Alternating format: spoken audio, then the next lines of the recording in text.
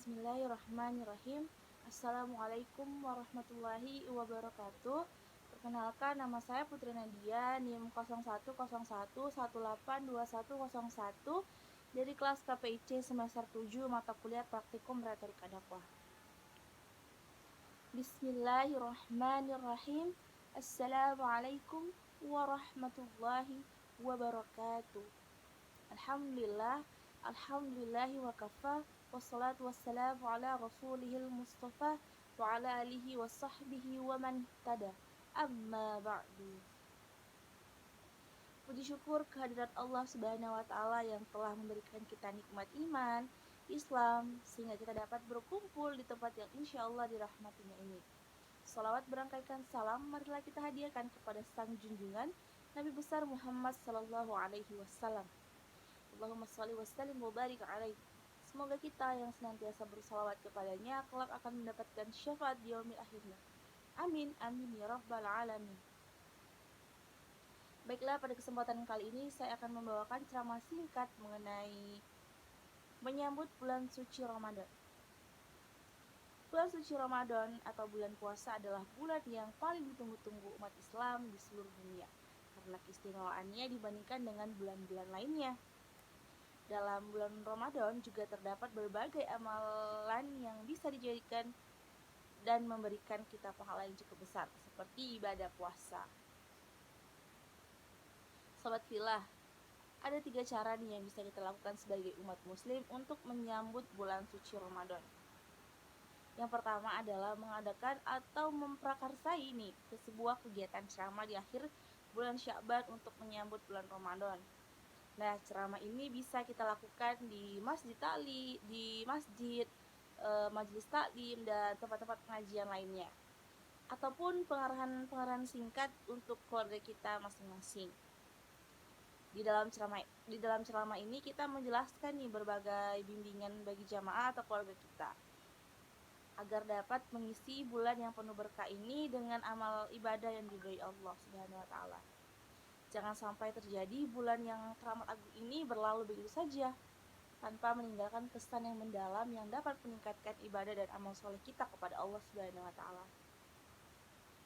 Yang kedua, adanya memperbanyak puasa sunnah di bulan Sya'ban, yaitu bagi orang-orang yang sebelum datangnya bulan itu telah membiasakan puasa sunnah. Namun, jika demikian 1 atau 2 hari menjelang masuknya bulan Ramadan itu dilarang melakukan puasa sunnah, kecuali bagi orang-orang yang sudah membiasakannya.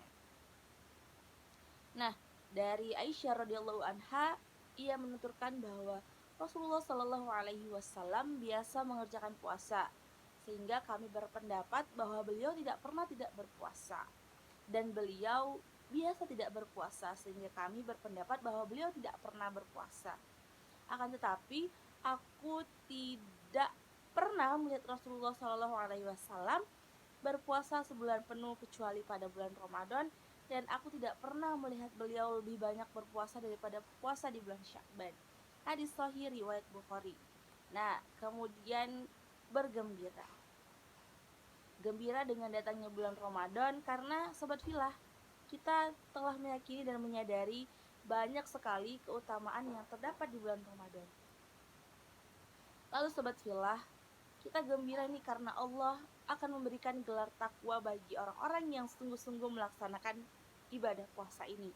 Sebagaimana firman Allah dalam surat Al-Baqarah ayat 183 yang artinya, hai orang-orang yang beriman, diwajibkan atas kamu berpuasa sebagaimana diwajibkan atas orang-orang sebelum kamu agar kamu bertakwa. Nah, kita nih sebagai umat muslim harus yakin bahwa ayat ini adalah dasar atau dalil atas perintah berpuasa di bulan Ramadan.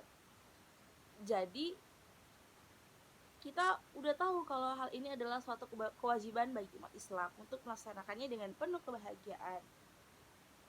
Kemudian kita bergembira karena telah dapat berjumpa dengan bulan yang kita nanti-nantikan.